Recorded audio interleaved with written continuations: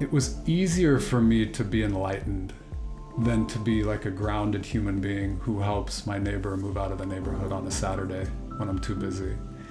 And to this day, it's very humbling that I can take a non-dual perspective, me and the cosmos, and oh baby, it feels so freeing. And there's still an inertia in me, like I have a hard time showing up for people in a concrete way. And I love that polarity between the traditions, that Mormonism is so concrete and it asks us to like show up with serving hands in the most concrete ways, and that has very much humbled me in my humanity and shown me like how much more growing up I have to do.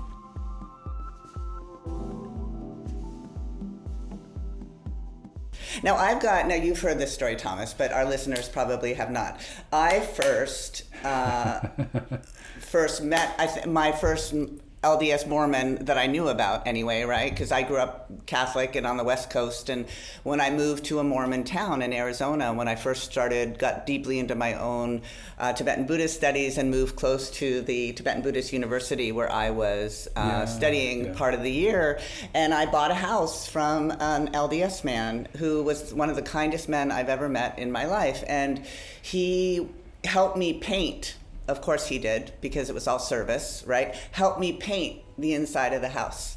You know, This guy who I bought it from just came over because he had nothing better to do to help me paint, and show me how to paint, basically, this inside of this house. And we had a talk about, and I'm a Vajrayana practitioner, Tibetan Buddhist Tantrika, and we had a talk about mysticism and how what I really walked away, many things, but the main thing I walked away from was this resonance that, oh gosh, I didn't know that Mormons thought you could be divine too, or you could evolve through ethics and through behavior and through devotion.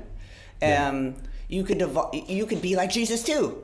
Or something like that, right? Now, did I get that right? Tell me about this. Absolutely, yeah, only more so. Okay. And it really called to me, and it brings me to this topic. I want to ask you, tell me a little bit about this book, and then let's talk a little bit about divinity, being human and divine. Yeah, amazing. Thank you. So one thing I should say, I should have probably started our conversation with this. It's a recent advent in the Latter-day Saint community that many people are trying to move away from the term Mormon. Some people love the term and embrace it. Other people want to distance themselves from it.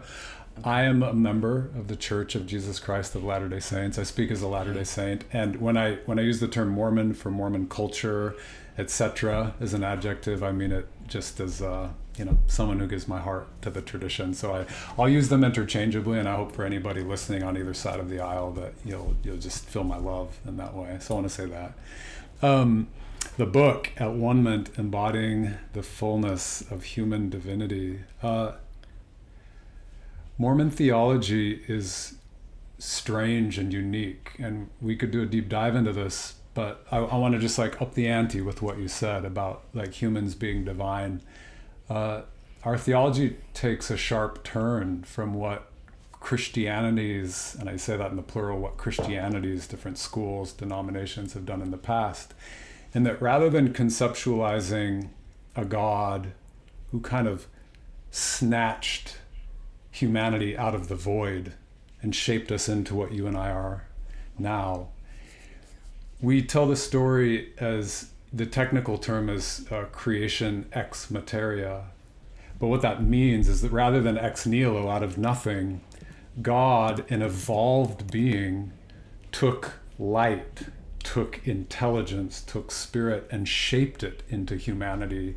The very same light of which God is comprised, we are comprised. The same way which God has followed divine law, we could say dharma, we can observe law and continue to evolve.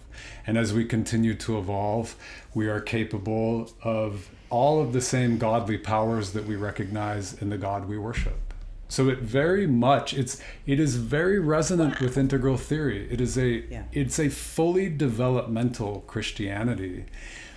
And it's homegrown here on American soil, and it's come late in the Christian game. meaning that like it took 2,000 years of experimenting with different ideas and theologies before, you know, a mystic in New York, Joseph Smith, had this impression like, wait a minute, what if there isn't a gulf between God and human beings? What if we're of the same stuff on the same continuum? Mm-hmm. So when we're talking about Tantra and when we're talking about evolution and when we're talking about our divinity, I wanted to capture that in the title, that like we're really here to embody the fullness of our humanity and divinity, and that humanity and divinity are actually two sides of the same coin, at least in the Mormon view, at least in my understanding of it. Mm-hmm, mm-hmm.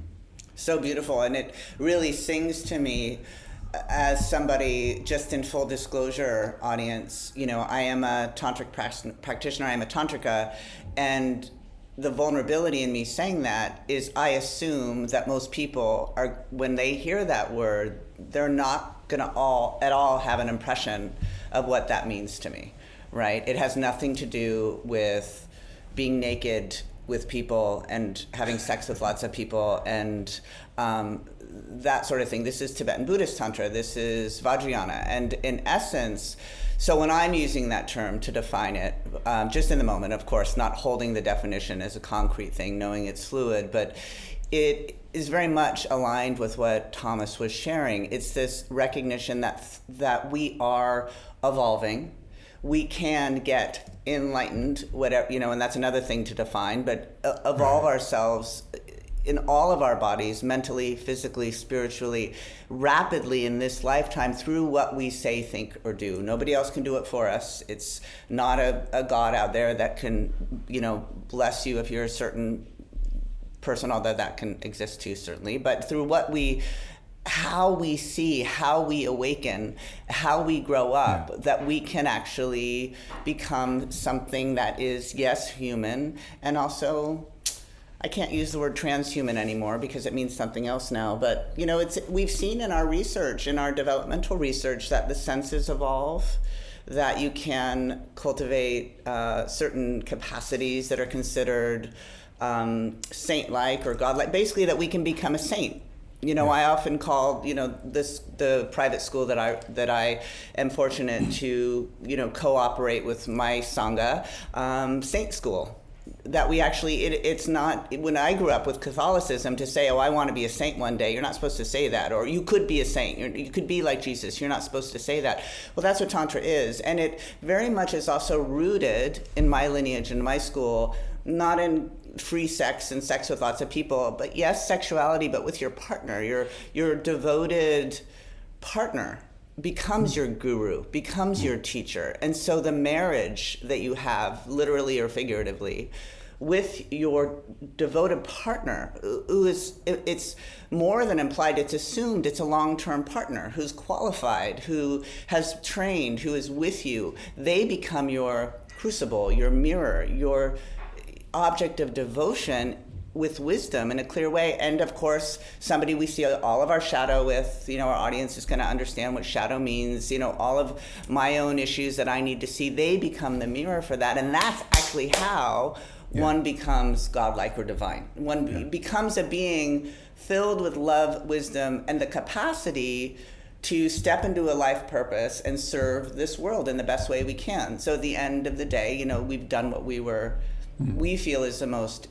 helpful for this world in simple terms. And so, you know, it's really about devotion to the masculine and feminine. And there's many esoteric things we could talk about bringing the energies together in our body through this practice with a partner, with our devoted partner. So that's my Tantra, you know, in a nutshell. That's my Tantra too, Kimberly. I love hearing you talk about this. There's so much resonance with my faith and my practice. It's so powerful to hear you share that.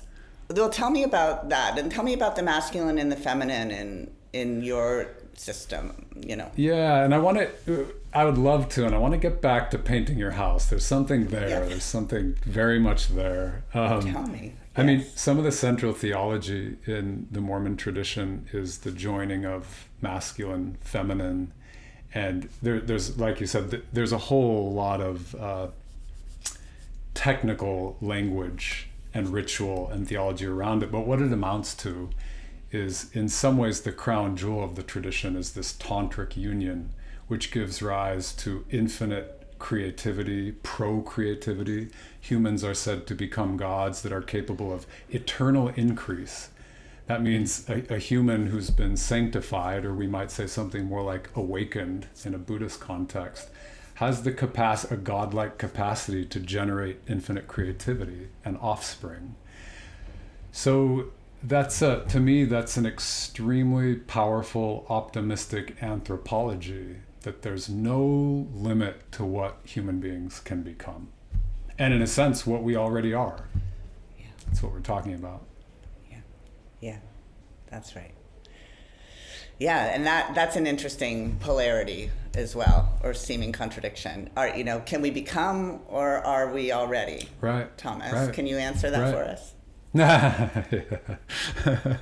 I would be a fool to open my mouth after that invitation. But there's some, we would say, maybe we get to this in the conversation, and the kind of polarity practice that I share. There's a polarity, being, becoming, there's masculine, feminine, and there's the language we use, there's a still point, which is the kind of timeless, dimensionless point that never enters the flow of space-time, but fully embraces all of space-time. In other words, from the still point, we're always both masculine, feminine, being and becoming simultaneously, even as we're neither of those things. And to hold the position of that still point, it allows us a spontaneity and a responsivity to be what's asked for in a given moment. So I don't know what we would call that, but there's a way in which we're always both and we're always neither. And that changes how we show up moment to moment, I think. Put me in a state, Thomas. You put me in a state. Put you in a state. So, yeah, and audience, I know that you can feel that as well, and may you connect with that and feel that. Well, let's, we come back to Tantra because it's a good subject, but let's move on. Before you move on. Take me back to the painting. The painting. No. The painting. This is a big deal. This is like the capstone on this piece of the conversation. The person who sold you a home came and helped you paint. Is that right? Yes. That's right. Here's what I've learned. So I failed out of Mormonism very early. That was devastating to me. I was rescued by a Buddhist Sangha. That was redeeming to me. I learned about Zazen. I learned about my Buddha nature. And 20 years later, I came back with that view of freedom. And I saw in the Christian faith, the Mormon tradition specifically, like, okay, we don't do the whole awakening thing in here. No one's talking about that. And yet we're really scrupulously training enlightened activity. Like, nobody has time to go paint their neighbor's house. You don't have time. You're too busy. You're too important. That's right. But in the Mormon tradition, like, we are taught from such a young age to serve in a very concrete way, to show up and like look after your sick neighbor and visit the prisons. And I get a call every other Saturday, like someone's moving into the neighborhood, someone's moving out of the neighborhood, and I'm always too busy. But someone has boxes to move up a flight of stairs. So what I want to say in terms of other polarities, and back to what we started with, the human divinity, I found for myself, and I wonder if this is true for you, maybe some listeners, it was easier for me to be enlightened than to be like a grounded human being who helps my neighbor move out of the neighborhood on a Saturday when I'm too busy. And to this day, it's very humbling that I can take a non-dual perspective, me and the cosmos, and oh baby, it feels so freeing. And there's still an inertia in me, like I have a hard time showing up for people in a concrete way. And I love that polarity between the traditions, that Mormonism is so concrete, and it asks us to like show up with serving hands in the most concrete ways, and that has very much humbled me in my humanity and shown me like how much more growing up I have to do.